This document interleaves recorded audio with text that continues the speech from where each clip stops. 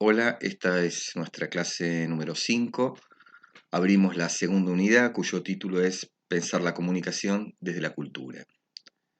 Podríamos, en relación con la década que terminamos de cerrar, los años 60-70, el momento de autonomización del campo de la comunicación y la cultura en América Latina, podríamos reformular el título diciendo que no es ya pensar la comunicación desde la dominación, desde la ideología o desde la manipulación o la alienación. A partir de los años 80, mediados de los años 80, fines de los años 80, vean las fechas de los textos que tenemos aquí, 1987, 84, 86. Decía, a mediados de los años 80, el pensar la comunicación se establece en términos de hacerlo desde la cultura, y una reformulación de esto podría ser pensarlo desde la hegemonía o desde lo que las industrias culturales hacen para conectar con sus públicos o con sus audiencias, o desde lo que los sujetos, las audiencias, los públicos, hacen cuando establecen una relación con los medios masivos de comunicación, qué competencias culturales ponen en juego, qué tipo de percepciones diferentes ponen en juego, en definitiva, qué experiencias personales de su propio grupo, de su propia clase, ponen en juego a la hora de mirar un programa de televisión, consumir un programa de radio o leer la página de un periódico. La entrada a esta década, decíamos, la vamos a hacer a partir de tres autores: Martín Barbero, con un libro faro de la época, De los medios a las mediaciones. Nosotros ahí tomamos tres capítulos. Martín Barbero es un autor, Jesús Martín Barbero es un autor que nació en España, pero que su desarrollo profesional como investigador, como docente, lo realiza en Colombia. El segundo autor es el argentino Héctor Schmuckler, otra vez Schmuckler, pero en este caso con un texto del 84, un editorial publicado también en Comunicación y Cultura, pero ya en el número 12, un intento de refundar la revista, un nuevo programa de intervención y de investigación que la verdad que no va a prosperar. En el número 15 ya la revista se cierra, ahí se disuelve ese proyecto de Comunicación y Cultura. De cualquier manera nos interesa ese editorial, sobre todo por el modo en que conecta con los planteos que está haciendo Martín Barbero, que está haciendo Zunkel, o que están haciendo otros autores que no figuran en la bibliografía, como por ejemplo Néstor García Canclini. El último autor es un investigador chileno, Guillermo Zunkel, que en 1986 escribe Razón y Pasión en la prensa popular, donde analiza no solo la importancia que empieza a adquirir en los años 80 el concepto de lo popular, de la cultura popular, sino que examina la llamada, lo que él denomina, crisis de representación de lo popular, sobre todo en la tradición del marxismo y sobre todo en los periódicos, en la prensa.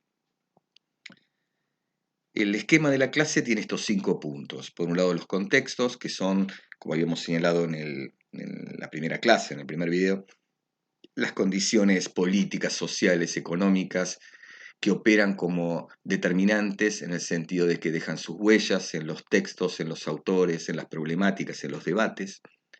Lo vamos a hacer de una manera bastante sumaria porque damos por sentado, otra vez, las presentaciones escritas que hemos desarrollado desde abril en adelante.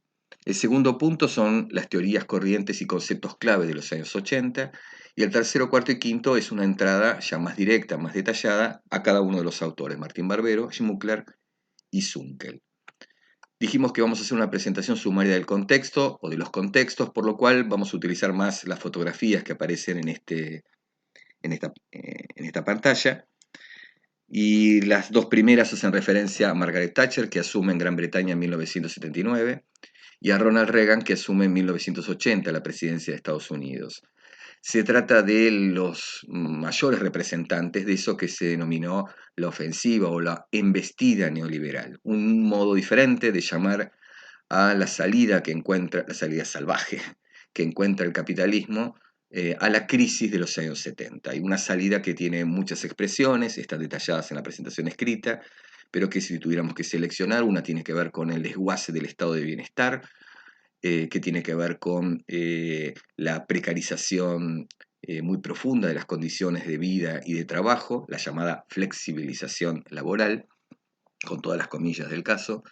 Y el tercer punto que podríamos agregar en este contexto o condiciones sociales, históricas y económicas es sin duda para América Latina, para toda la región, el permanente drenaje de recursos para satisfacer el pago de una deuda externa impagable como se ve hasta el día de hoy, desde aquellos años 80 hasta el 2020. Una, una deuda que ya no solo condicionó, sino que en realidad llevó a una profunda crisis a todos los periodos de transición democrática que particularmente se estaban dando en el Cono Sur, es decir, a las salidas de las dictaduras más condicionada en Chile, menos condicionada en Argentina, que se fueron dando también durante todo este periodo. Deberíamos poder poner un segundo punto que lo titulamos la proclamada crisis del marxismo, un modo de distanciarnos del término crisis del marxismo, pero efectivamente en los años 80 lo que se debatía era eso, la crisis del marxismo. En algunos casos para prenunciar un postmarxismo y en otros para directamente derivar hacia un antimarxismo. Crisis del marxismo es particularmente el cuestionamiento a la teoría de Marx por sus insuficiencias para explicar el nuevo periodo al que se estaba asistiendo. Uno de los conceptos que se ponen en crisis es el concepto de clase, y si se pone en crisis el concepto de clases, se entenderá que la tesis de que la historia de la humanidad es la historia de la lucha de clases se pone en crisis también. Y si se pone en crisis la tesis, se pone en crisis el manifiesto comunista y así, así. Pero además del concepto de clase y de otros conceptos directamente de la obra de Marx, lo que se pone en cuestionamiento en los años 80 es fundamentalmente la tradición del marxismo-leninismo. Y allí entran muchos más elementos. Entra una concepción del partido y de la vanguardia en su relación con las bases o con el proletariado. Entra la cuestión de la concepción del Estado como dictadura, y de las democracias como dictaduras de la burguesía. Entra en cuestionamiento la idea de dictadura del proletariado y fundamentalmente lo que entra en discusión es el concepto de revolución, que es efectivamente el concepto que aparece más borrado de todos estos años 80, que están marcados por muchas cosas, pero fundamentalmente por el balance de la derrota política de los años 70 en América Latina y se podría hacer más extensivo en el mundo.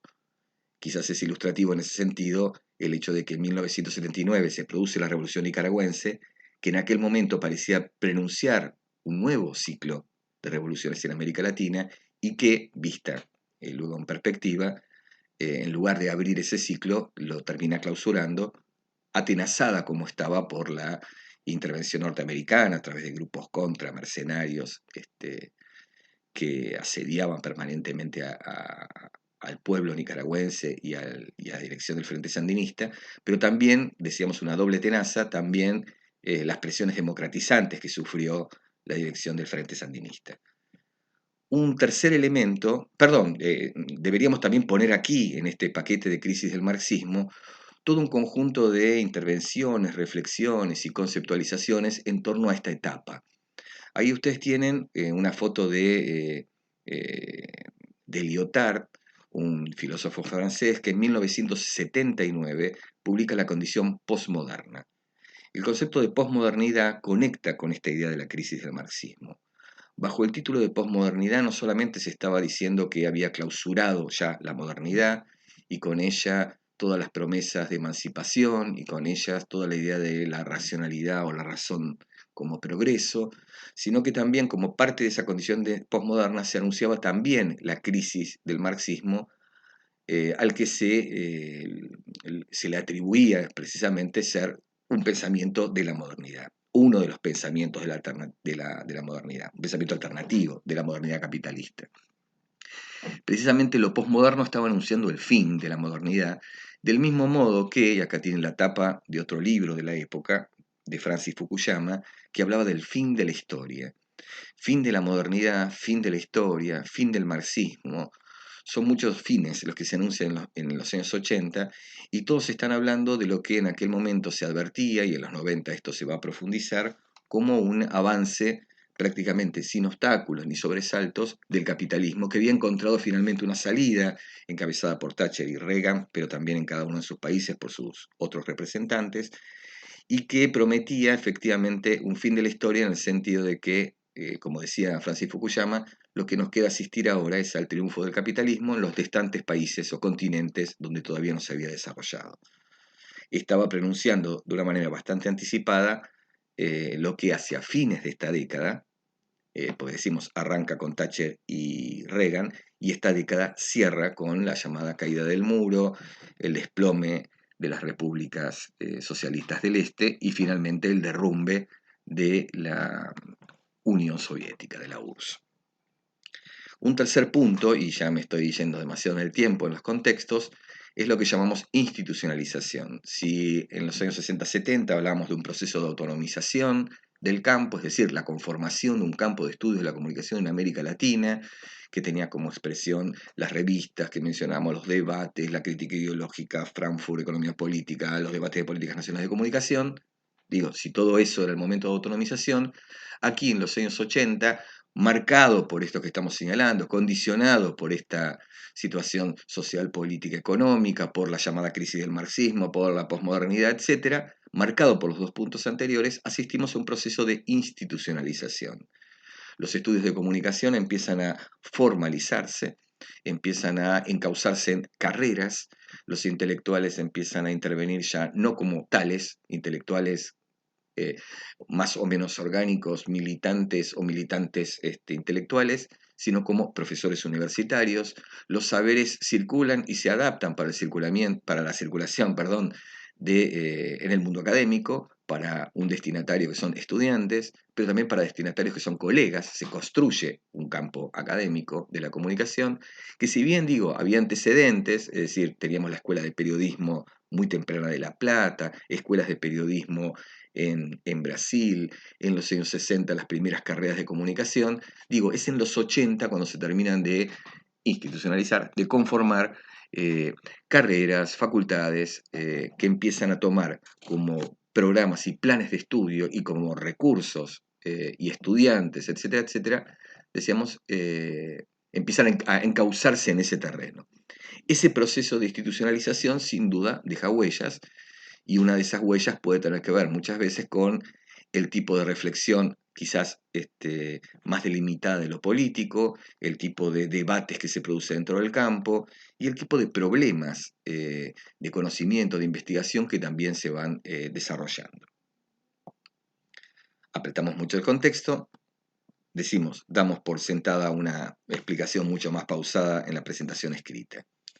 Aquí en esta diapositiva tenemos, por un lado, un retrato de Jesús Martín Barbero, uno de los autores clave de los años 80, y podemos decir que es uno de los autores más citados de los estudios latinoamericanos de comunicación en cualquier bibliografía que hable de estos estudios.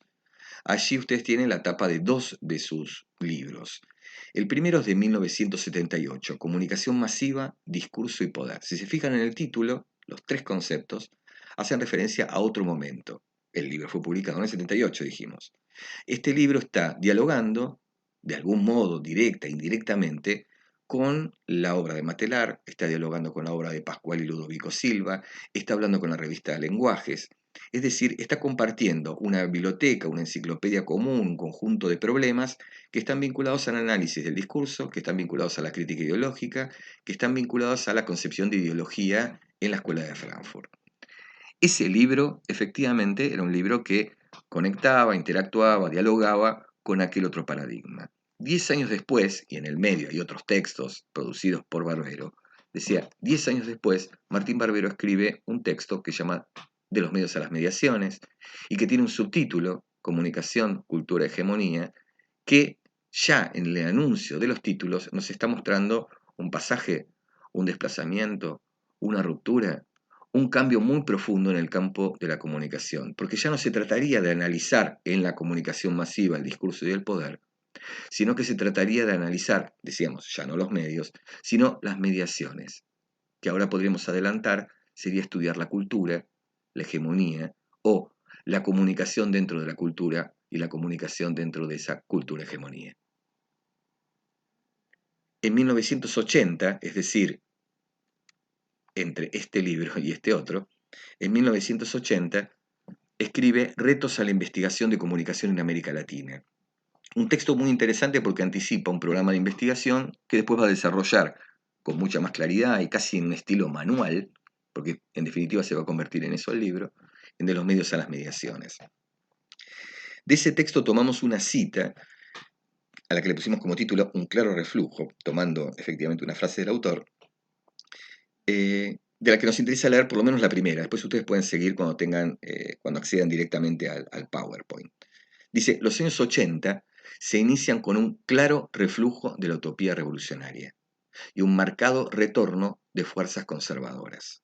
Después habla de Estados Unidos, Europa, etcétera, etcétera. Esta observación es interesante a tenerla en cuenta, sobre todo por lo que decíamos acá al principio, contextos, o sea, condiciones que marcan la producción, la circulación y las lecturas que se están haciendo en la época. Si el concepto de revolución o la utopía revolucionaria o la revolución simplemente estaba ahí a la vuelta de la esquina en los años 60-70, aquí esa utopía ha quedado en un estado de reflujo, es decir, de retroceso. Y eso conecta, como decíamos antes, con los procesos de transición democrática que se están viviendo en América Latina, con el condicionamiento de la deuda y con las crisis que no tardarían demasiado en venir hacia fines de esa misma década. La segunda cita que tomamos forma parte ahora sí del prólogo del libro de los medios a las mediaciones. Y ahí hay dos cuestiones, entre otras, que nos interesaba destacar de entrada, que es la perspectiva que está construyendo Martín Barbero y la comparación que el propio autor hace. Y es una comparación que nos remite otra vez al pasaje de este libro a este otro. Barbero, en esta cita, en la primera, dice, lo voy a parafrasear, ustedes tienen el texto, dice, en algún momento investigué las estrategias del poder, cómo esas estrategias se manifestaban en los discursos. No lo dice en estos términos, pero dice, hacia crítica ideológica, está influido por el estructuralismo y la semiología naciente y por Frankfurt.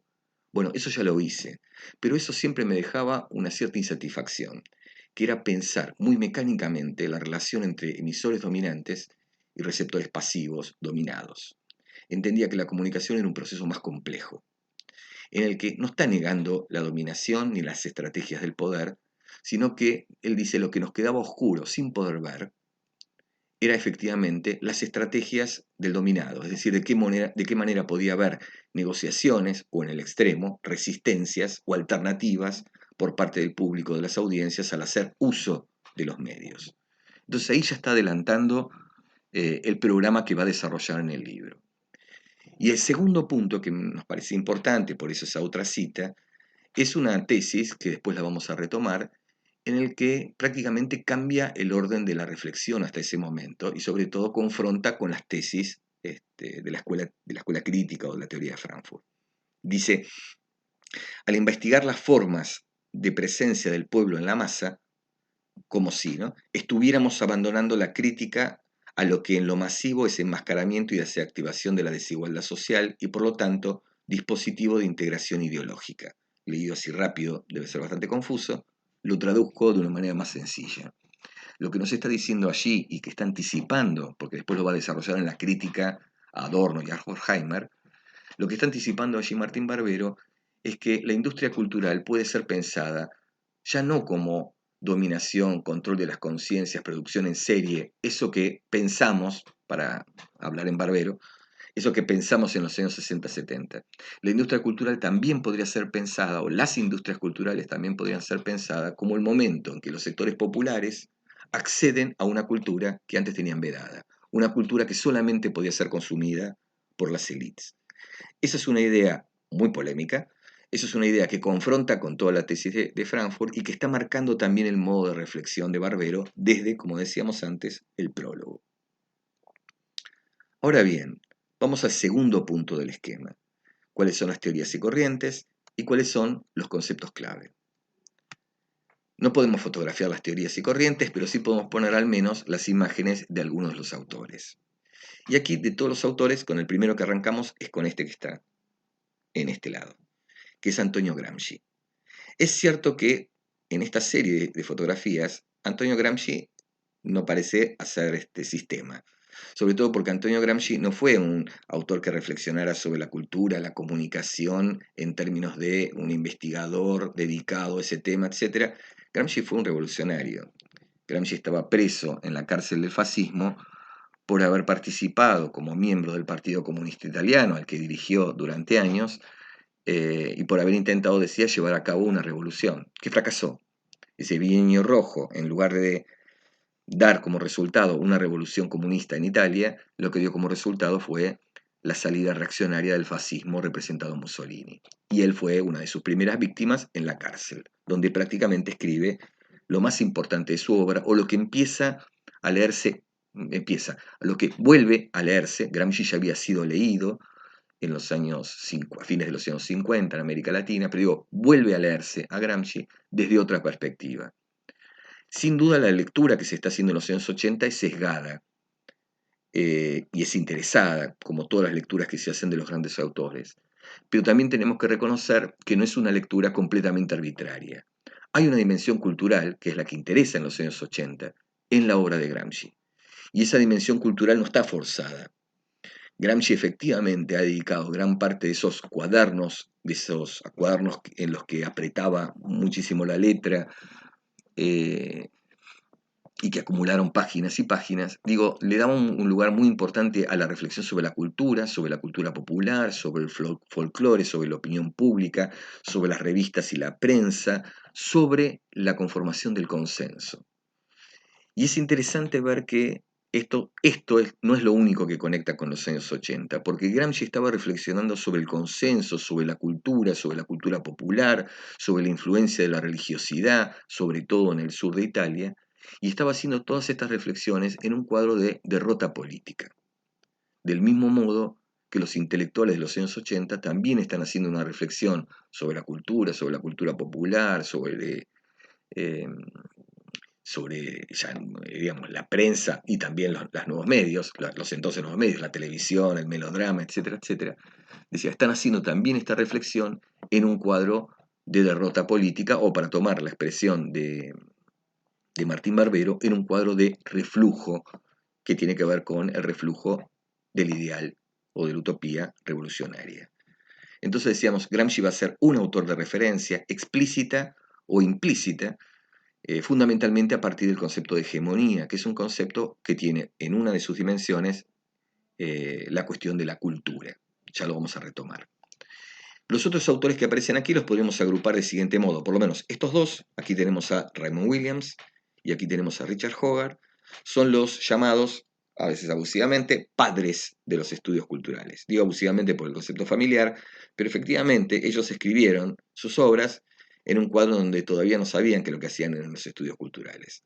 En los años 80 la obra de Hogarth y Williams empieza a leerse de una manera muy detenida y muy extendida en América Latina, por lo cual los estudios culturales británicos que entran en los años 80 rápidamente van a conectar y rápidamente van a ser apropiados por los intelectuales del campo de la comunicación en particular, de las letras también, pero digo, de la comunicación, a tal punto que se empieza a hablar desde esos años hasta la fecha de los estudios culturales latinoamericanos, es decir, de una versión criolla adaptada, aclimatada a Latinoamérica. Es interesante, y eso se está leyendo en la obra de Williams, el esfuerzo de Williams por articular la dimensión simbólica o cultural con la base y la economía. Recordemos que en el primer encuentro, en el primer video, hablamos de esta idea de determinación en Williams, que es una idea mucho menos mecánica que la versión estalinista, digamos, del marxismo, una concepción que él empieza a desarrollar hacia fines de los años 50, primeros años 60. Pero también es importante, o son importantes, otros conceptos de Williams, y así lo manifiesta el propio Martín Barbero cuando lo está leyendo, como los conceptos que ustedes recordarán de comunicación 1, emergente, arcaico, residual, dominante, que permiten pensar un periodo, una etapa de una escuela literaria o un periodo cultural mucho más amplio, en términos no solamente de aquello que domina y ejerce presiones sobre el resto, sino en términos de aquello que se resiste más o menos, en aquello que es nuevo, en aquello que siendo viejo perdura y puede ser arcaico, decididamente pasado, o que puede ser residual, es decir, activar una nueva corriente o una nueva línea en el proceso cultural. Es decir, hay un conjunto de conceptos, pero uno podría decir que en general es la gran perspectiva de Williams la que produce un efecto en los años 80. Una perspectiva que es también la de mirar la cultura desde la hegemonía. La influencia de Gramsci en Raymond Williams es indiscutida y es reconocida en la propia obra de este investigador galés. El que está al lado en la foto es Richard Hogarth, es el autor de Los usos de la alfabetización o la cultura del pobre, depende cómo se traduzca ese libro, un libro del 57, en el que analiza la cultura obrera, lo hace casi de una manera etnográfica, casi como un diario familiar. Él, lo mismo que Williams, venían de la tradición de la clase obrera, sus padres habían sido obreros.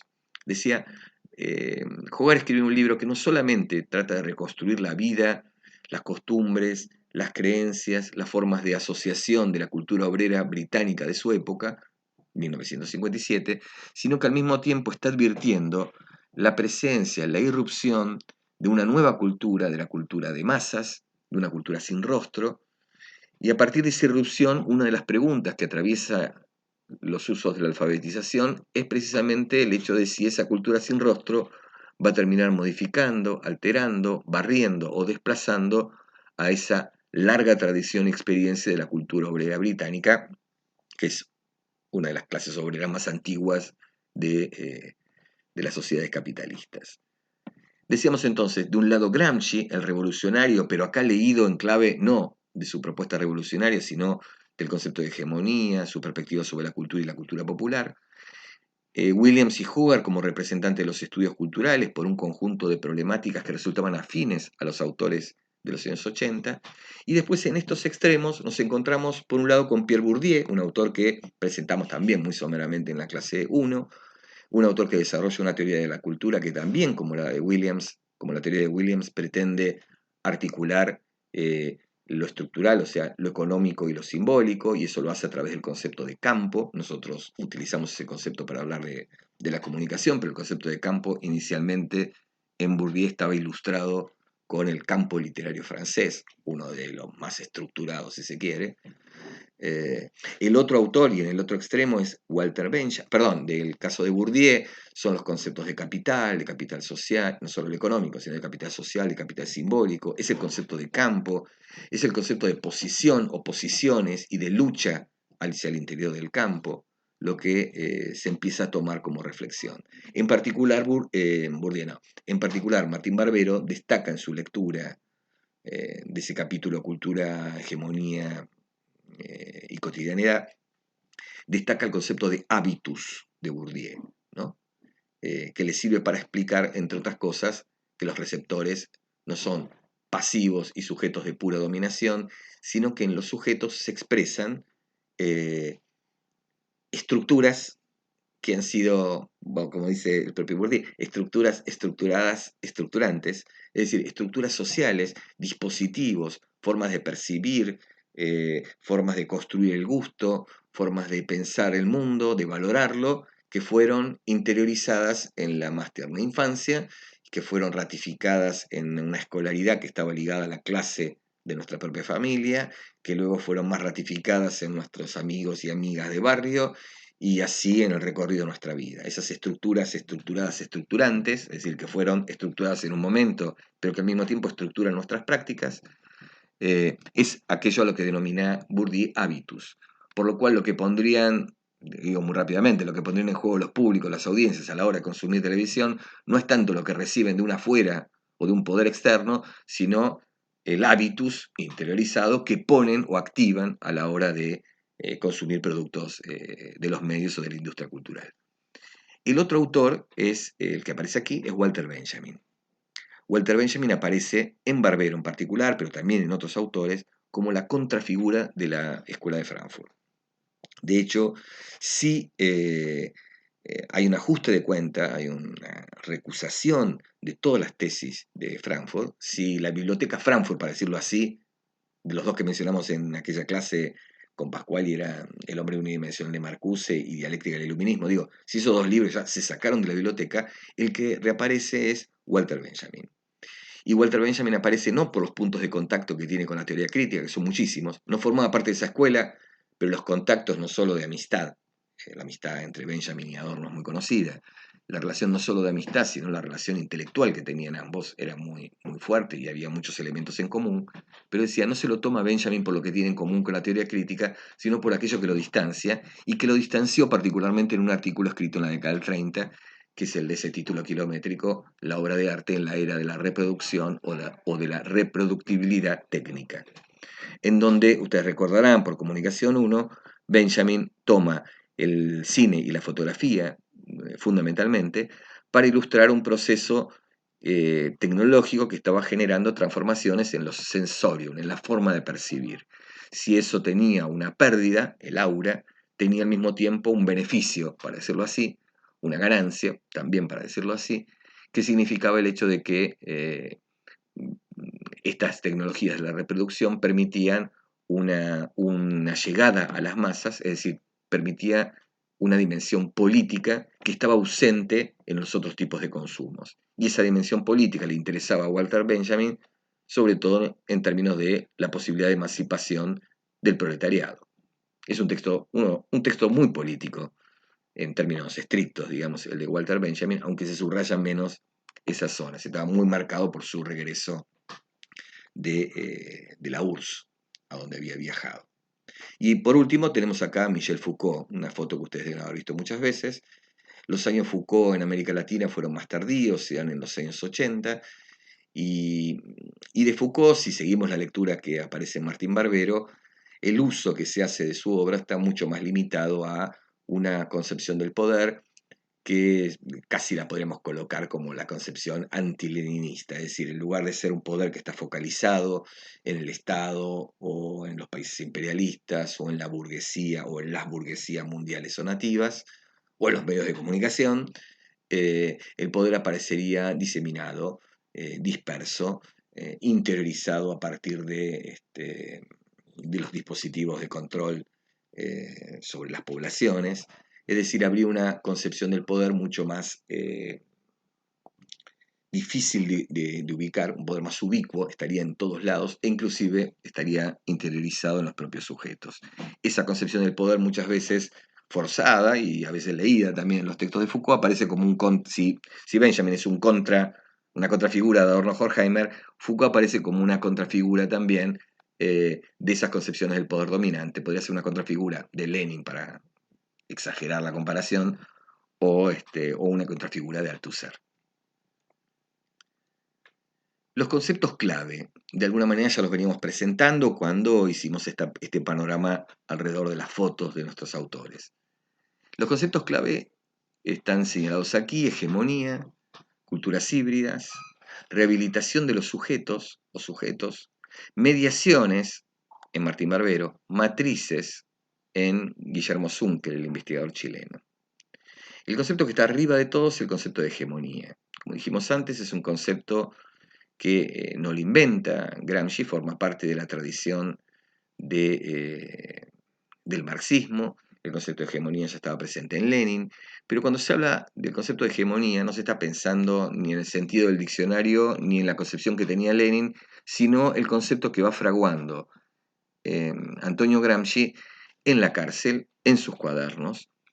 Y es un concepto que le permite a Gramsci pensar que en las sociedades desarrolladas el ejercicio del poder, el ejercicio de dominación, se da no solo a través de la coerción, sino también a través de otros mecanismos que suponen consenso, negociación, cesión frente a los intereses de las clases con las que se quiere establecer algún tipo de alianza. Por lo cual, la coerción, que está siempre presente y siempre disponible, apunta fundamentalmente a las clases que son las consideradas adversarias o enemigas, mientras que los fenómenos de consenso se ponen en juego con las clases con las que se quiere establecer una alianza que les permitiría al bloque de poder seguir siendo bloque de poder, garantiza su gobernabilidad o su estabilidad. En ese sentido, hegemonía no solamente tiene como notas la idea de dirección económica y dirección política, eso también está presente en dominación, sino la idea de dirección cultural. Para que efectivamente la hegemonía se pueda estructurar como tal, y siempre se está reestructurando la hegemonía, digo, para que se pueda estructurar como tal la hegemonía, necesita un piso de consenso con esas clases en posible alianza. Por lo cual el consenso tiene una dimensión claramente cultural y el consenso no solamente se concentra en el aparato del Estado, es decir, en el vértice de la sociedad, sino que el consenso se construye en las distintas instituciones que forman parte de la llamada sociedad civil. El consenso se construye en la fábrica, el consenso se construye en la familia, en la escuela, en la iglesia, en los medios de comunicación. Y el consenso supone, entre otras cosas, la naturalización de costumbres, hábitos, formas de pensar, de sentir, de leer o de mirar los medios de comunicación.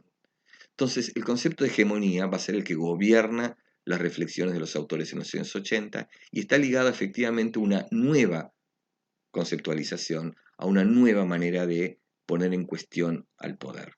De allí que, como decíamos al principio, Pensar los medios desde la hegemonía es cambiar y desplazar todo el eje de análisis. Pensarlo desde la dominación supone interrogar las relaciones de poder, quiénes son los dueños, quién tiene la manija, economía política. Significa analizar la ideología para ver las operaciones ideológicas con las que se trata de imponer una visión de mundo, con la que se trata de imponer o universalizar intereses particulares. Desde la dominación tendríamos esas tareas, pero pensadas desde la hegemonía, se nos abren otros puntos para analizar, no las estrategias del poder. En la hegemonía podríamos empezar a analizar por qué la televisión, en un momento dado, en los años 80 y hasta los 90, es uno de los medios hegemónicos. ¿Por qué se consume? ¿Por qué se ve? ¿Por qué la gente disfruta con un teleteatro, con su animador televisivo? ¿Qué elementos del programa televisivo, de los programas televisivos, de los géneros televisivos, qué elementos conectan con sus audiencias? ¿Y a partir de qué?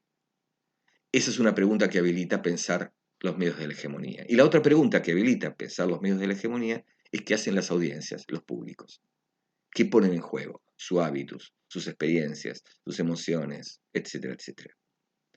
El segundo punto derivado de este concepto de hegemonía es la concepción de, acá lo simplificamos con culturas híbridas, un concepto que tomamos de un libro que se publica al final de esta década, pero que está dentro de esta etapa, que es un libro que lleva ese título, Culturas híbridas, publicado por Néstor García Canclini.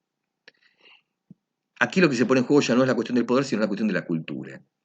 En los años 60-70, y eso estaba manifestado, por ejemplo, en este libro que habíamos presentado acá, el de comunicación masiva, en los años 60 y en los que vimos en las clases anteriores, a través de la obra de Pascuali, Silva, Schmuckler, Matelar, etc., en los años 60-70, la cultura de masas se advertía como una cultura externa, exterior, ajena a la cultura popular.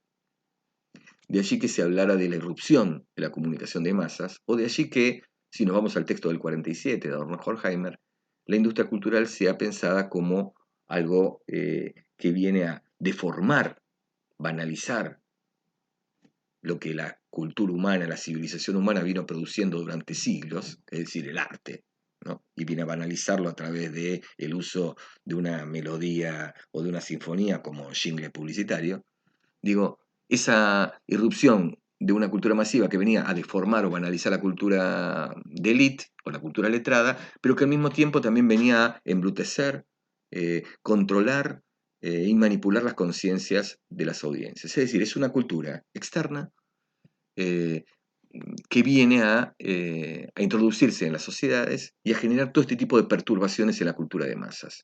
Por eso se podía pensar, en la cultura popular, por eso podía pensarse la comunicación masiva como un versus la cultura popular o como un versus la cultura letrada o la cultura eh, legítima. Bien, en los años 80 empieza a cuestionarse esa relación y se lo empieza a cuestionar de un modo muy radical, a tal punto que ya no se podría decir que hay una cultura popular versus una cultura de masas, sino que, y ahí vienen como muchas tesis, sino que asistimos a un momento de culturas híbridas. Eso es el planteo de García Canclini, que no está desarrollado en lo dimos en alguna época, no lo damos en esta clase. ¿Cómo supera ese planteo entonces García Canclini? Diciendo, miren, no podemos hablar de una cultura que está separada como hojaldres. Por un lado la letrada, por otro lado la popular y por otro lado la masiva. Lo que tenemos es una pura mezcla, es una cultura híbrida. Todos los productos que circulan en nuestras sociedades, desde los 80 en adelante, todos los productos que circulan en nuestras sociedades son productos que tienen elementos, materiales, lenguajes, estilos que provienen de la cultura popular, de la cultura de masas o de la cultura letrada, de una manera casi indistinguible. Esa es una salida. La otra salida es la que establece el propio Martín Barbero en su texto. No podemos hablar ya de cultura de masas de un lado y cultura popular del otro, porque en realidad con lo que nos enfrentamos es con el hecho de que la cultura de masas hoy es la cultura popular en las sociedades modernas. Es decir, que lo popular, lo masivo no es ajeno a lo popular, sino que en realidad lo masivo es una expresión de lo popular. Es la expresión que se da en las sociedades modernas. Entonces, todo el esfuerzo de Martín Barbero a lo largo de todo su texto es ver lo popular en lo masivo y lo masivo en lo popular.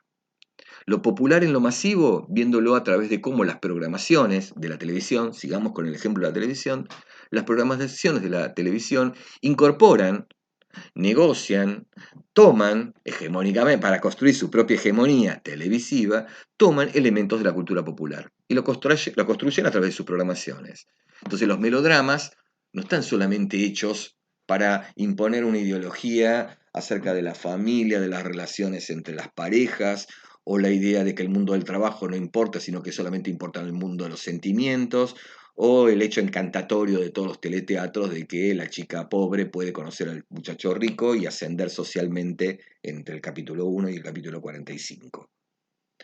Todo eso puede estar, no lo está negando Martín Barbero, pero efectivamente los programas como los melodramas o las telenovelas conectan con sus públicos porque incorporan en sus historias lenguajes, personajes, formas de relación, temas y problemas que forman parte de la cultura popular. Es decir, que eso que es popular y supuestamente externo forma parte de la programación televisiva, lo popular en lo masivo.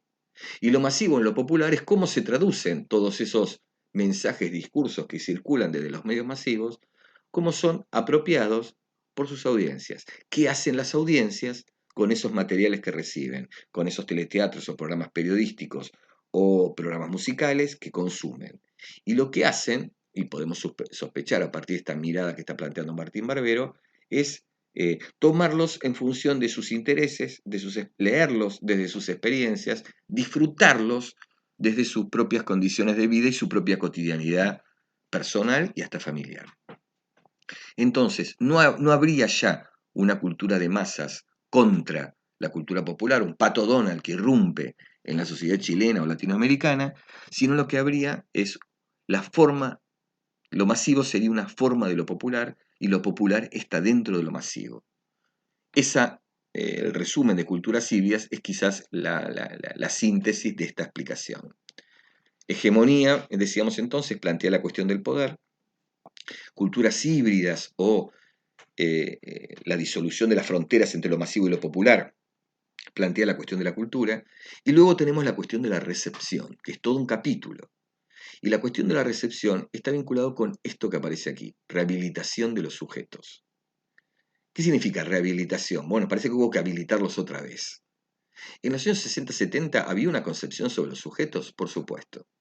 Pero ustedes van a ver, y esto es una tensión en las ciencias sociales, no solo en comunicación, que las teorías muchas veces hacen énfasis en alguno de estos polos. O son las estructuras o son los sujetos. O es la historia la que determina todo o son los sujetos. O es la estructura económica o son las acciones y las prácticas de los sujetos. O es la estructura lingüística, la estructura del lenguaje, que nos estructura el modo de hablar y de pensar, o son los sujetos y sus prácticas comunicacionales o lingüísticas. Esa es una tensión difícil de resolver, que ha encontrado distintas respuestas y distintas formulaciones. Ahora, fuera de eso, lo que es importante ver es que en los años 70, sin desconocer la acción de los sujetos, es más, había un pedido revolucionario, y masas movilizándose, sin desconocer el lugar de los sujetos, el énfasis estaba dado en las estructuras. De allí que hasta las denuncias y las investigaciones apuntaban al análisis de las estructuras. En cambio, podían ser las estructuras de un discurso o podían ser las estructuras económicas de los medios de comunicación. Eran las estructuras, no el lector para la Pato Donald. Eso le interesaba a Weisman, pero no a Armand Matelar y Dorfman. En los años 80 se dice que hay una rehabilitación de los sujetos porque las estructuras son desplazadas, la atención a las estructuras son desplazadas. Y la atención entonces se empieza a concentrar en los sujetos, que son las audiencias, que son los públicos, que son los oyentes, que son los lectores. Y se hace este pasaje y este reconocimiento y esta rehabilitación sobre la sospecha de que efectivamente contra cualquier tesis, y hasta contra el hecho del sentido común, que yo veo a alguien mirando televisión y parece que está quieto, o alguien leyendo un libro y está quieto, inmóvil, digo, frente a la evidencia del sentido común, ese lector, esa audiencia, público, etcétera, etcétera, están realizando una gran cantidad de acciones, están activando, como dijimos antes, experiencias, percepciones, hábitos de clase, etcétera, etcétera.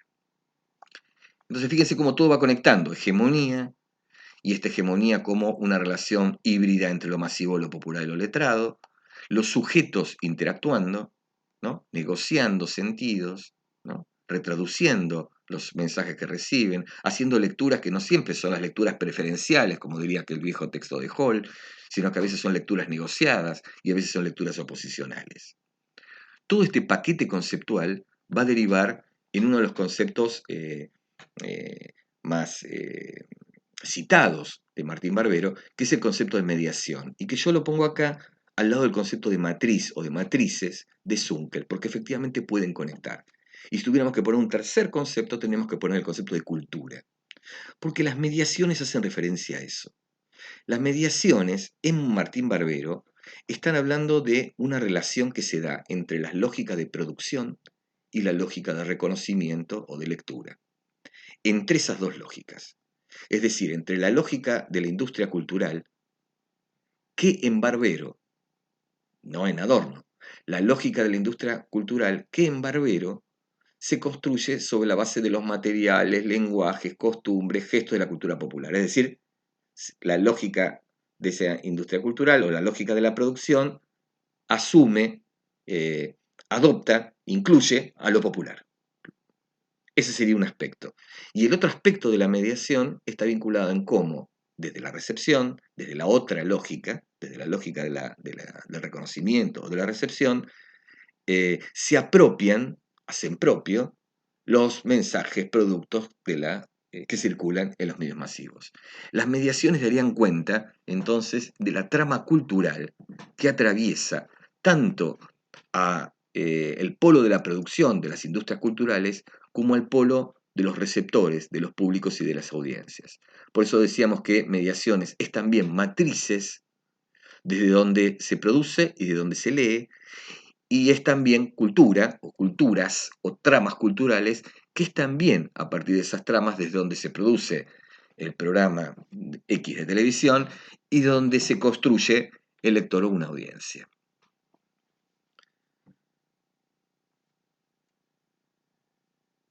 Si se fijan, como para cerrar esta primera entrada y después ir ya al texto de Martín Barbero, aquí lo que apuntamos, y en función de lo que venimos exponiendo, es una serie de desplazamientos.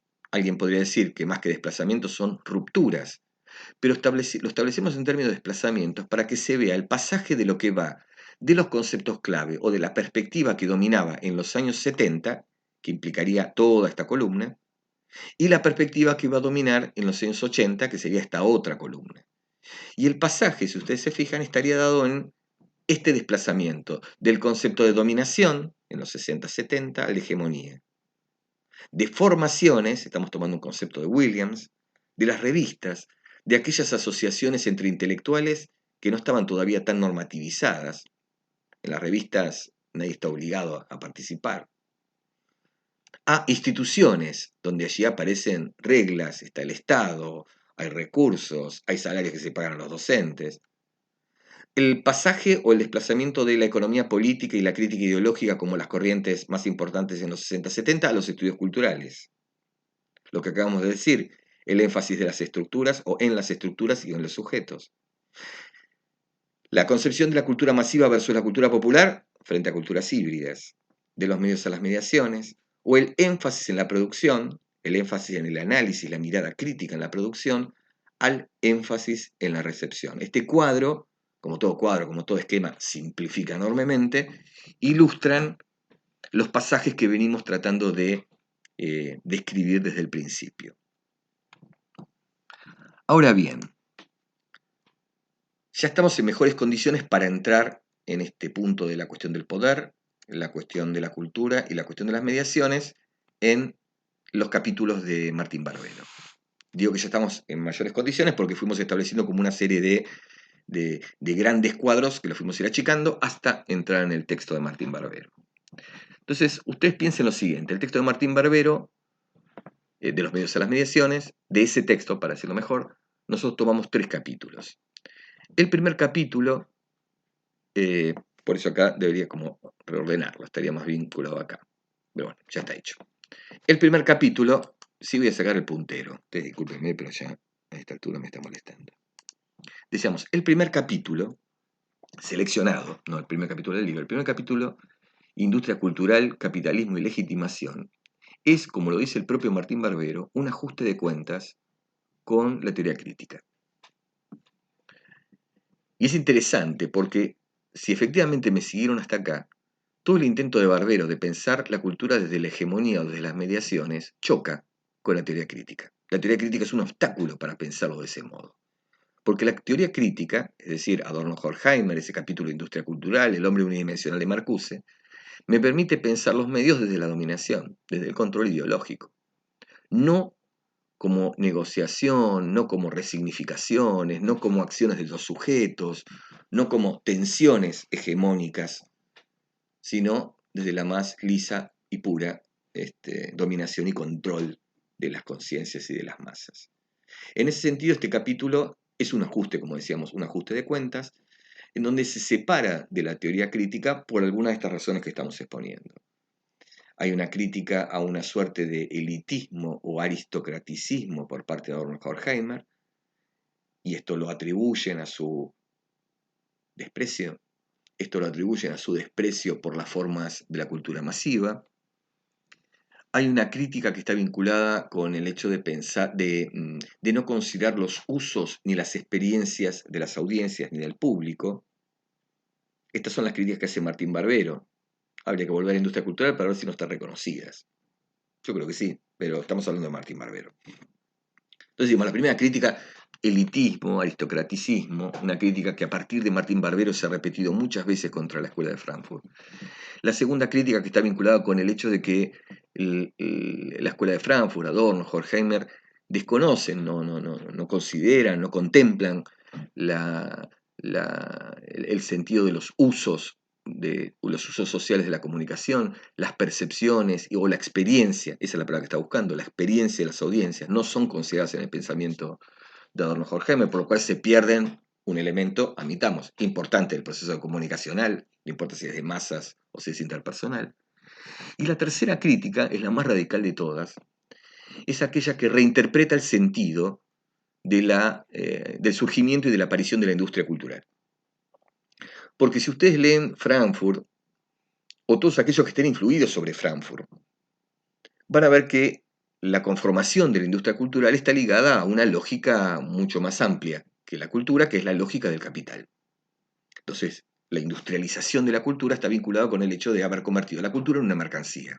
Y ahí es Adorno Horkheimer hasta el final y Marcuse como una profundización de esos aspectos. Ahora, yo les decía que acá lo que realiza Martín Barbero es una reinterpretación de la historia de la emergencia de la industria cultural, porque él, en lugar de atarla y subordinarla a la lógica del capital, y en última instancia a la lógica del dominio, porque es no solamente una mercancía para vender, para lucrar, para hacer rentable el negocio, sino que además es una mercancía para hacer ininteligible el mundo, es decir, para dominarnos en nuestras conciencias. En lugar de ese origen, para Martín Barbero, la industria cultural podría haber nacido como resultado, lo dice casi textual, como resultado de una revancha de la cultura popular. Es decir, los sectores populares estuvieron durante siglos marginados de la cultura, estuvieron siglos marginados de la escritura y de la lectura, por ejemplo. Todos hablamos de la revolución de la imprenta en el siglo XV, y sin embargo tuvo que pasar muchos siglos antes que las grandes masas pudieran acceder a un libro. Y ni hablar de los consumos que estaban vinculados con la música. Pensemos la enorme transformación de la industria discográfica y la influencia que tuvo la industria discográfica sobre la radio en la década del 20 del siglo pasado, en el hecho de que las masas pudieran encender la radio y escuchar, las grandes audiencias, escuchar la música predilecta, o no predilecta, la música que empezaba a gustarles. Esa manera de reinterpretar el origen de la industria cultural es muy interesante porque invierte toda la reflexión. En lugar de verla como un proceso que estaba regido por el capital y por la lógica del dominio, está visto como una conquista popular, en el sentido de que la industria cultural tiene, y Barbero en otras partes del libro no está negando los efectos de dominación, pero digo, la industria cultural tendría en esta reinterpretación de Martín Barbero un carácter democratizante, un carácter, lo digo mejor, democratizador, un carácter difusionista, un carácter que le permitiría a las masas acceder a una cultura que antes tenían vedada. Esa es la crítica quizás más radical de las que hace Martín Barbero a la Escuela de Frankfurt. Pero me interesa sobre todo, además de reconstruir esas críticas, que se entienda la necesidad de ese ajuste de cuentas. Adorno-Horkheimer es un callejón sin salida para la reflexión de Martín Barbero, para pensar los medios desde la hegemonía, desde las mediaciones, desde las matrices, desde la cultura, etcétera, etcétera. Fuera de estas tres críticas, la otra observación que hacen en ese mismo capítulo es lo que habíamos adelantado cuando mostramos la imagen de Benjamin, es la recuperación que hacen de Walter Benjamin. No hacen cualquier recuperación, no van al último texto de Benjamin, tesis de filosofía de la historia, sino que van a el arte en la era de la reproductibilidad técnica. Ya lo mencionamos esto, no quiero sobreabundar, pero efectivamente encuentran en ese texto de Benjamin una posibilidad de pensar la cultura, acá sí estoy en la página, de pensar la cultura a partir de la consideración no presente en Adorno-Horkheimer, sí presente en Benjamin, de la experiencia de las masas.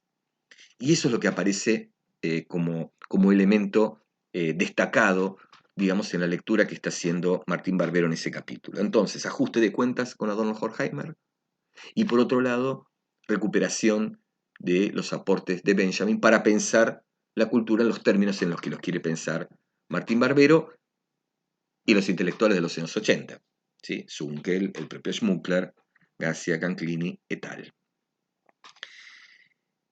El primer capítulo, decíamos, tiene que ver con ese punto. El segundo capítulo lleva como título Cultura, Hegemonía y Cotidianidad. Y ustedes ahí van a ver, y yo ahí prácticamente lo único que hago es citarlo, porque nos detuvimos bastante, da cuenta de estas fotos que mencionamos antes. Es decir, da cuentos de la biblioteca. Ese capítulo es una suerte de aviso de, señores, esta es mi biblioteca, estoy leyendo esto, estoy leyendo estos autores, estoy leyendo estas teorías y estas corrientes. Estoy leyendo a Gramsci, a Williams, a Hubbard, a Bourdieu, a Dessertot, no lo nombramos, a Foucault, a Walter Benjamin, y dejé de leer otros tantos, a Bourdieu, y dejé de leer otros tantos. Allí entonces, en ese segundo capítulo, Cultura, Hegemonía y Cotidianidad, pasa revista, digamos, a su biblioteca a partir de la cual construye su perspectiva. Y finalmente, el último capítulo, y ahora estoy siendo más arbitrario en el movimiento de las pantallas, el último capítulo hace referencia al mapa nocturno. El mapa nocturno es una metáfora, lo explicamos ahí en la presentación escrita, por lo cual no voy a abundar, pero efectivamente el territorio conocido, inclusive conocido por esto que habíamos dicho antes, ¿no? Aquí, conocido porque el propio Martín Barbero participó de ese examen, ¿no? Comunicación masiva y discurso de poder. Ese es el mundo conocido, el mundo de las estrategias del poder. El mundo nos vamos del libro de Barbero, el mundo de las relaciones de producción, el mundo de las relaciones de propiedad de los medios, el mundo de las políticas de comunicación. Ese es el mundo conocido. Conocido porque se vino trabajando durante un poco más de una década, la pasada, el momento de autonomización, y de una manera muy sistemática en toda América Latina. Ahora, lo que no conocemos es esta otra manera de mirar los medios de comunicación. Es decir, lo que no conocemos es el modo en que la industria cultural asume lo popular y el modo en que las audiencias asumen los programas televisivos, los programas de radio, los programas de la industria cultural. Ese es el mapa nocturno. Es un mapa que hay que empezar a construir y es el programa de investigación que propone Martín Barbero en los años 80. Ya estaba anunciado en Retos, ese texto de 1980, pero acá está desarrollado de una manera mucho más clara en 1987. Y Martín Barbero ilustra, si bien no define nunca el concepto de mediación, lo ilustra con la televisión. Tenemos que decir que si estuviéramos hoy lo tendríamos que ilustrar con las redes. Lo ilustra con la televisión porque es el consumo, en los 90 será todavía más, pero es el consumo de masas por excelencia. Y es un consumo que todavía en los años 80 se hacía en el hogar y se hacía de manera familiar. Digo porque todas esas condiciones se modificaron, por lo cual muchas de las observaciones que señala Martín Barbero allí tendríamos que también matizarlas. Pero estamos en los 80, estamos con una sola televisión por familia y con un consumo que todavía seguía siendo, no ya como hoy, un consumo dominante para las grandes masas, para el público masivo. Entonces decíamos, analiza la televisión y analiza varias cuestiones de la televisión, pero todas respondiendo a la misma pregunta. ¿Por qué conecta la televisión con sus públicos? porque esos programas, inclusive los que nos parecen más deleznables a nosotros, conectan con su público. Esa es una pregunta que está todo el tiempo planteándose Martín Barbero, que como se darán cuenta no es una pregunta desde la dominación, es una pregunta desde cómo hace para ser hegemónico la televisión, qué concede, qué toma en cuenta, qué guiños hace, etcétera, etcétera. Entonces, cuando analiza las mediaciones televisivas, ustedes verán que toma 3 puntos básicamente. Uno que tiene que ver con el propio dispositivo tecnológico. Un dispositivo tecnológico que al permitir el directo, produce ya en el consumo una sensación de proximidad. Estamos viendo al animador televisivo a las 9:05 y son las 9:05 en mi casa. Y lo voy a ver todos los días a las 9:05. Lo voy a ver con una regularidad y con una proximidad que es quizás mayor a la que puedo ver a mis vecinos y a mi familia. Entonces, eso ya produce una instancia de mediación. Una instancia en donde la lógica de la producción está tomando un elemento que tiene que ver con la proximidad, con la cercanía, con el encuentro repetido, es decir, con las formas de cotidianidad familiar que aparecen en el propio dispositivo tecnológico. Y a eso le agrega, ustedes van a ver que habla de la función fática, esta función permanente de la televisión. Están ahí, me siguen, ahora vamos a una publicidad, no se muevan del canal. Una función fática que lo único que está planteando todo el tiempo es sigan abiertos en ese contacto. Sigan abiertos con este canal. Quédense en su casa para la televisión. La función fática y el lenguaje directo, la función fática no es propia de la televisión, pero la televisión lo explota al máximo, y el directo, que es una de las características del lenguaje televisivo, construyen esa idea de proximidad y familiaridad que reproduce la familiaridad, la cotidianidad familiar. Un segundo elemento que toma de la mediación televisiva es la temporalidad social. El tiempo de la televisión, estamos en los 80, pero todavía hoy lo podemos ver, los tiempos y los ritmos televisivos ritman y organizan muchas veces nuestra vida cotidiana. Los programas de la mañana acompañan nuestros desayunos o nuestra salida antes del trabajo, por eso nos dicen el clima, son más distendidos. Los programas de la tarde, cuando volvemos del trabajo, nos resumen el día. Los programas de la noche nos preparan para la cena y para ir a dormir. Y los programas de la ultranoche para el insomnio o para la pesadilla. Es decir, el tiempo televisivo, como en algún momento fue el tiempo radiofónico, y hoy tendríamos que ya pensar todo eso de un modo mucho más complejo, porque el consumo programado ha terminado, pero decíamos, los tiempos televisivos en aquellos años 80 estaban vinculados con el ritmo de los tiempos también de la cotidianidad familiar. Ese es un modo de mediación, donde se reproducen en la industria cultural y se reproducen en el país de los consumidores, para decirlo así, en el mundo de los consumidores, en el universo familiar de los consumidores o públicos. Y el tercer elemento de mediación son las competencias culturales. Y eso también es muy interesante. Y eso está ya más sobre el lado del receptor, aunque está, o de la audiencia, aunque está también de la televisión. ¿Y qué son esas competencias culturales? Son los conocimientos que ponen en juego las audiencias. Cuando trabajan sobre géneros, la industria cultural trabaja siempre sobre géneros completamente convencionalizados, absolutamente estereotipados, a tal punto que a quienes nos interesan otras formas de arte, más vinculadas con la vanguardia, nos resulta bastante insatisfactorio. Una melodía completamente estereotipada y en serie no nos interesa tanto. Estoy haciendo una generalización. Toda la producción de la industria cultural tiene la marca de la serie, de la repetición, de la convención, del género que siempre es previsible.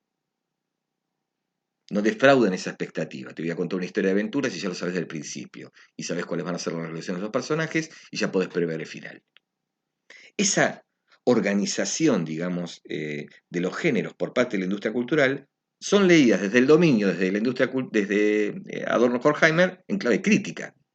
Es así como bastardean la cultura, la banalizan, nos estupidizan a nosotros, etcétera, etcétera, etcétera. Vista desde otra perspectiva, esas convenciones están vinculadas a un elemento muy fácil de explicar, al rápido reconocimiento por parte de las audiencias.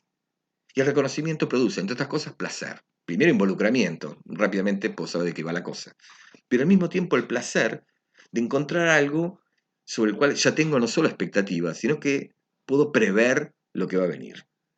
Entonces, el dispositivo tecnológico, la cotidianidad, la temporalidad social, perdón, y las competencias culturales o conocimiento de los géneros, conocimiento de los géneros de un lado y del otro, de la industria y de la recepción, digo, estos tres elementos forman parte de las mediaciones televisivas que analiza Martín Barbero. Por lo cual, volvemos al punto. ¿Qué son las mediaciones?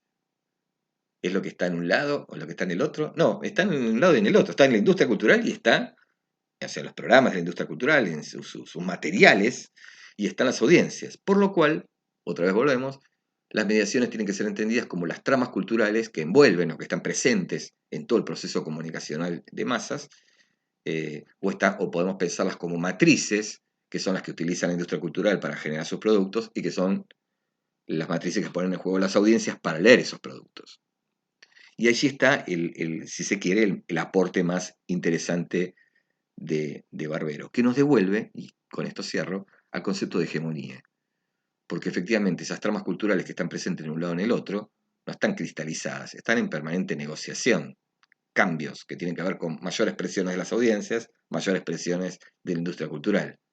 Entonces, las mediaciones, las matrices, están vinculadas efectivamente con procesos hegemónicos, es decir, con procesos de mutuas interacciones con mayor o menor conflictividad o con mayor o menor resistencia. Nos quedan pocos minutos, creo que este va a haber sido un video largo, pero bueno, ustedes pueden detenerlo en algún momento y seguir. Las dos partes que siguen ahora van a ser más breves porque nos vamos a acotar un poco más a los textos. Queríamos extendernos un poco más y a lo mejor hasta ser redundantes con Martín Barbero porque suele presentar dificultades. Pero decía, en estas dos últimas partes nos vamos a dedicar a, por un lado, a Schmuckler y por otro lado, con el texto de Guillermo Zunkel. Con el texto de Schmuckler vamos a ser un poco más sumarios. Schmuckler nosotros ya lo conocimos, no lo conocimos, Schmuckler conocimos algunos de sus textos, sobre todo el debate con Verón y el prólogo al libro para la Pato Donald. Lo interesante de ver aquí es que este Schmuckler, que ya está en el exilio, que ya salió de la Argentina y está viviendo, residiendo en aquel momento en México, luego volverá a la Argentina, murió hace muy poquitos años, no recuerdo ahora la fecha. Lo importante de ese texto es que lo está escribiendo en 1984 y que se presenta como un nuevo proyecto de la revista Comunicación y Cultura. Schmuckler ya ahí, ya lo había anticipado en otros textos y en otras revistas, pero digo, en este editorial está haciendo un balance también de la derrota política. Ustedes lo van a ver esto cuando señala, por ejemplo, las certezas que en algún momento teníamos y las incertezas que tenemos ahora, 1984. Esas certezas tienen que ver con las expectativas, las ilusiones o las posibilidades reales que se advertían en aquel momento, en aquellos años 70, respecto de los procesos revolucionarios o de emancipación a los que la revista Comunicación y Cultura, como ustedes recuerdan, ascribía. Esas certezas están perdidas, por lo cual decía, hay una entonación, hay un balance primero, y ese balance tiene toda la entonación de una derrota política. Y en ese cuadro de derrota política, pero también de nuevas lecturas y de crisis de ciertas matrices teóricas, el programa de la revista articula mucho con el programa que está planteando Martín Barbero, que planteó Martín Barbero en Retos, del que leímos ese fragmento al principio, o en De los medios a las mediaciones, que es un texto posterior a este editorial. ¿Y cómo se puede resumir? Se puede resumir en el juego, que parece un juego de palabras, en el que Schmuckler dice, nosotros tenemos que salir con un proyecto que supere este planteo de comunicación de un lado y cultura del otro, unido por una I. Efectivamente, comunicación y cultura parecerían estar unidos por la I, así es el nombre de la revista. Pero si están unidos estas dos cuestiones es porque se piensan separadas. Habría, por un lado, algo que se llama comunicación y habría algo que es cultura, por otro lado. Lo digo de otro modo, habría algo que es comunicación de masas, cultura de masas, y otro que es cultura. Recordamos aquella tesis que decíamos en los 60-70, y el título de la revista parecería darnos la razón. La comunicación de masas estaba siendo vista como otro tipo de cultura. ¿Frente a qué? Frente a la cultura letrada o frente a la cultura popular. Entonces, algo ajeno, exterior, que venía a imponerse a las otras culturas. Bueno, todo eso no está en el título, pero está sugerido, porque son dos instancias separadas, cultura y comunicación. Bueno, lo que viene a decir el editorial de Schmuckler, después de hacer un balance de derrota política y de crisis teórica, es la necesidad de salir de esta perspectiva que delimita, que divide como dos instancias separadas a la comunicación y la cultura, y pensar un proyecto que sea de comunicación barra cultura. Esto no es solamente un cambio de signo, eliminar la cópula y poner una barra, sino que lo que está tratando de plantear es que la relación entre la comunicación y la cultura, y acá tenemos que hablar entre la comunicación de masas y la cultura, es una relación mucho más porosa, mucho más sin frontera de lo que se podía pensar en este otro título. No lo dice en estos términos, porque si no ya sería Martín Barbero, pero efectivamente está en la misma orientación de Barbero al pensar que la comunicación de masas solamente puede ser pensada, entendida, comprendida, analizada, investigada en la cultura. No es algo ajeno, forma parte de esa cultura, por lo menos forma parte de lo que llamaríamos la cultura contemporánea, la que arranca con el cine, bueno, no nos vayamos tanto, la que arranca en el siglo XX, la que arranca con, se cumple ahora sí, un siglo exactamente, 1920, la que arranca con la radio, la que arranca con el broadcasting, la que arranca con la industria cultural que va a tener un efecto de reacción en Adorno Horkheimer y que ya muchos años después, en esta década del 80, empieza a repensarse en esta clave. Ya no de comunicación o sea, versus o como instancias separadas, sino la comunicación desde la cultura. El editorial, lo tienen ustedes ahí como ejemplo, retoma estas ideas que estaba planteando. En todo caso lo dejo para que lo puedan leer ustedes después cuando bajen el editorial. Y ahora sí, entramos en el último texto y veremos cuánto nos llegó este video. En este caso es Guillermo Zunkel y el título que le pusimos es La crisis de lo popular. Ahí tiene una foto de don Guillermo Zunkel y tiene la tapa, si no me equivoco, es la primera edición, ahora no estoy muy seguro, de Razón y Pasión en la prensa popular. Voy a tratar de ser muy esquemático en la explicación, pero por lo menos para entrar en el núcleo, o los tres núcleos que considero de este texto. En principio, el autor está reflexionando sobre lo popular, sobre la cultura popular y sobre la representación de lo popular. Entonces ahí cabe una pregunta, que es la que se formula el autor. ¿Por qué el interés por lo popular? Y nosotros podríamos decir, bueno, a ver, el análisis sobre lo popular no nace en los años 80, estaba presente en los 60, 70.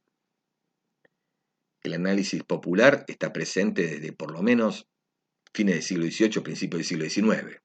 El romanticismo, la escuela romántica en la música, en la literatura, en la filosofía, etc., ha empezado a reflexionar sobre lo popular, a tal punto que dejó de considerarse desde entonces, siempre uno encuentra reaccionarios de toda la haya, pero dejó de pensarse, por lo menos desde el principio del siglo XIX hasta hoy, en que lo popular es una no cultura, donde la civilización o la cultura estaría solamente representado por algunos, ¿no? El famoso civilización o barbarie, ¿no? Entonces la civilización es la europea, o es la del hombre de la ciudad, urbano y de levita, que usaba la levita, como decía Sarmiento, y todo lo demás era la barbarie gaucha o la barbarie de toda América Latina. Bueno, esa perspectiva, si bien persiste y cada tanto aflora,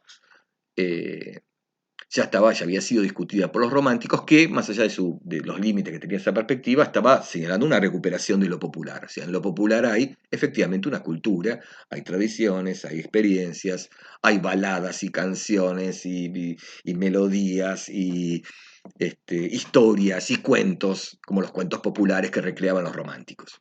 Bla, bla, bla. Por lo cual, uno podría decir que el interés por lo popular está presente desde hace tiempo. Ahora bien, en los 80 se reactiva la cuestión de lo popular. Y ahí podemos hacer como dos explicaciones. Una más general y otra la que plantea el propio autor. La más general es que otra vez estamos en sintonía con Gramsci. Porque él también reflexiona sobre lo popular, y reflexiona sobre todo sobre lo popular en el sur de Italia, ¿no? Una población más campesina frente a la población frente al proletariado industrial del norte, y una población mucho más subordinada y sometida a los poderes locales, al poder religioso, al cura del pueblo. De allí que indague sobre la cultura popular, se pregunte si hay una cultura popular, se pregunte si eso no es folclore, y se pregunte qué es el folclore, lo hace todo en un cuadro, decíamos, de derrota política, y en un cuadro donde está analizando qué construye lo popular, qué produce lo popular. Bien, esa razón que explica el interés de Gramsci en los años 30 del siglo pasado, la podemos traer también acá. En los años 80 hay un tema nuevo, como dice Zunkel, y lo pone entre comillas, sobre lo popular, y eso está vinculado con la derrota política. Lo responde en esos términos el propio Zunkel. Zunkel, si no recuerdo mal, y no me animo ahora a decir, ustedes me corregirán en todo caso, no cita directamente a Gramsci, pero Gramsci está presente, está en la formulación y en el lenguaje de Zunkel. Entonces, hay un interés por lo popular, por la cultura popular, por las representaciones de lo popular, porque hubo una derrota política, y porque esa derrota política generó, entre otras cosas, una crisis sobre el discurso de lo popular. ¿Qué es lo popular? Bueno, si se tiene que hacer la pregunta de qué es lo popular, es porque efectivamente no está claro, porque hay una crisis, entre otras cosas, de la representación de lo popular. Ahora, Zunkel va más allá y dice que esta crisis de representación, que es general, que se da en los discursos políticos y los discursos científicos generales, asume una forma particular en la crisis del marxismo sobre lo popular. Ahí tenemos que agregar, lo mencionamos, pero al pasar, que es chileno, o sea que viene de una derrota importante del movimiento popular, no solo por la dictadura chilena, sino porque la transición democrática duró hasta más allá de los años 90, y alguien podría decir que dura hasta Piñera, la transición democrática de Chile. Por lo cual, la reflexión sobre la derrota política y sobre los modos de pensar lo popular y sobre la crisis del marxismo está también condicionada no solo por los factores más generales que estamos mencionando, sino también por la situación de Chile en particular. Entonces decimos, hay un interés por lo popular, ese interés por lo popular está vinculado con la derrota política. La derrota política generaría esa crisis sobre las representaciones de lo popular, en particular en el marxismo. Este esquema, y es esquemático porque también el autor es esquemático en ese sentido, esto ya no me lo puedo atribuir yo solo, este esquema lo que está señalando, o lo que trata de explicar, es en qué consiste lo que Zunkel denomina como la crisis de representación de lo popular en el marxismo. Y allí Zunkel desarrolla una crítica al discurso marxista. Conecta entonces con eso que habíamos señalado en primera instancia como una de las condicionalidades o contextos de los años 80, la crisis del marxismo. En este caso, la crisis del marxismo en Zunkel está leída a partir del discurso sobre lo popular.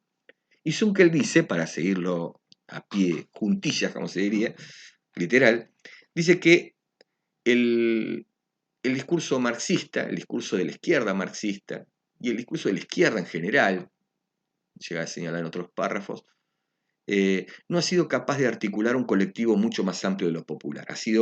Ha construido un discurso bastante más acotado, ha hecho una representación de lo popular mucho más homogénea y ha hecho una representación de lo popular que ha dejado por fuera a un conjunto de sujetos, conflictos y espacios sociales que han sido tomados por otros grupos políticos.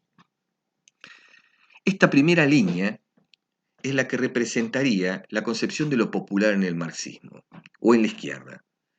Su representación de lo popular, lo que él denomina popular representado, tendría un solo actor, que es la clase obrera, sobre la cual él dice que la izquierda ha construido un discurso heroico, y en parte uno podría decir, sí, proletarios del mundo unidos, eso que está en el manifiesto de allá del siglo XIX, eso que está allá en el manifiesto le da un destino heroico a la clase obrera. Exactamente. Por lo cual decíamos, en ese popular representado, ve como actor privilegiado a la clase obrera, que está restringido a un espacio, y ese espacio es la fábrica, y que está también determinado o concentrado, no me aparecía ahora la palabra, al conflicto capital y trabajo. Reducido, quería decir, al conflicto capital y trabajo. Es decir, que todo otro actor que no sea la clase obrera, todo otro escenario que no sea la fábrica, todo otro conflicto que no sea el capital o trabajo, no era interpelado por la izquierda. La izquierda se concentraba en esta forma de representación y en esta forma de interpelación de lo popular. Ahora Zunkel dice, esto no agota lo popular. Hay toda otra presencia de populares, lo popular no representado, lo popular reprimido, que no están contempladas en ese discurso, que no están contemplados ni en esa épica, que no están contemplados ni en los conflictos ni en los espacios en que se viven.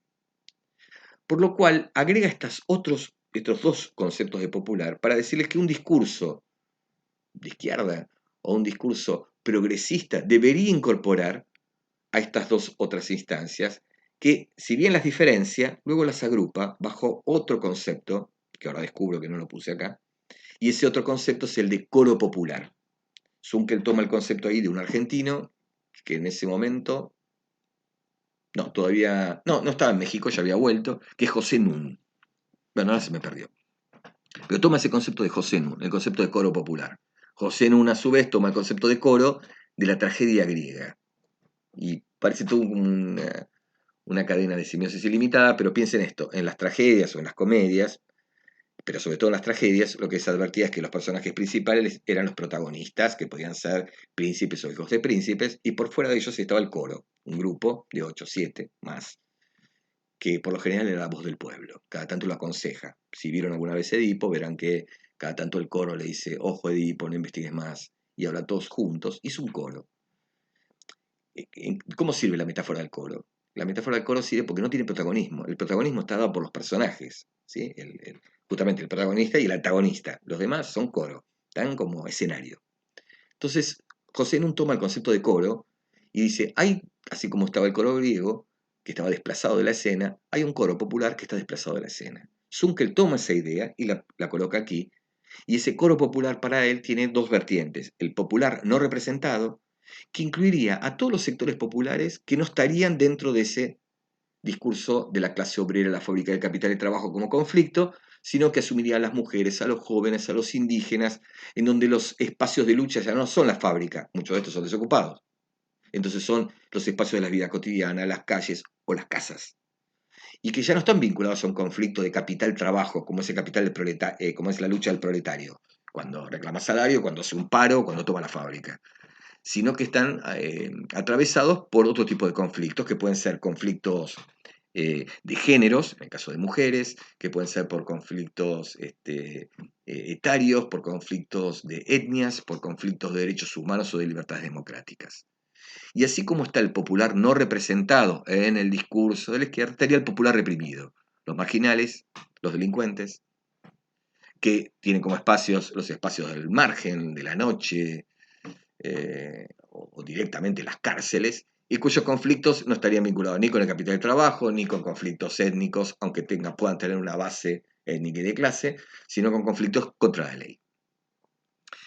Entonces, esa es la primera parte del capítulo de Zunkel, que estamos resumiendo mucho, pero que traduce eso que dijimos como crisis del marxismo en estos términos, ¿no? En cómo el marxismo representa e interpela a los sujetos a los que pretende articular. Y él, Zunkel, concluye que para poder articular este colectivo, que es mucho más amplio y que incluye al coro popular, el discurso tiene que modificarse, la izquierda tiene que modificar su discurso, y así siguiendo. El segundo aspecto, digamos, del texto de Zunkel, y con esto sí prometo terminar hoy, tiene que ver con lo siguiente, y vuelve a conectar con los planteos de Schmucker, y vuelve a conectar con los planteos ahora se me está yendo el nombre, vuelve a conectar con los planteos de Martín Barbero. En la segunda parte, en lo que dice parte B del texto, las fotocopias son muy malas y lo sentimos, no tenemos modo de recuperar ese texto por ahora. En esa parte B del texto, Guillermo Zunkel analiza lo que denomina matrices culturales de la prensa gráfica.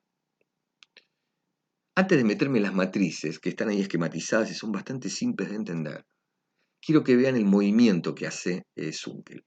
Entonces voy otra vez hacia atrás. Si estuviéramos en los años 60-70 y vamos a la prensa, al discurso de la prensa gráfica, iríamos, como lo hizo Matelar cuando analizaba los editoriales del diario Mercurio, o como lo hizo Eliseo Verón cuando muy tempranamente analizaba en dos prensas, el crimen de un sindicalista. Es decir, si estuviéramos en los 60-70 y vamos a la prensa, haríamos crítica ideológica. buscaríamos revelar a partir de un método que puede ser el método estructural, establecer un sistema, ver oposiciones, etc., trataríamos de revelar la ideología oculta, la ideología que hace falta que se revele y que está presente en esos materiales periodísticos impresos. Esos son los 60-70, esos pensares de la dominación, diríamos. Pensar de la hegemonía supone entonces no ir a la prensa gráfica para encontrar la ideología, que está. Se imaginan que alguno de los diarios que puede analizar en Chile es el Mercurio. Si uno hace así, chorrea ideología, Mercurio. Pero entonces en los 80 la idea no sería ir a ver la ideología o los estereotipos o el racismo o lo que querramos, o las mitologías o el fetichismo que construye la prensa gráfica chilena o de cualquier lugar del mundo. Lo que va a buscar Zunker en esa prensa, y particularmente en la prensa popular, es cuáles son las matrices desde donde construye su lenguaje, sus relatos, su manera de presentar los hechos que selecciona.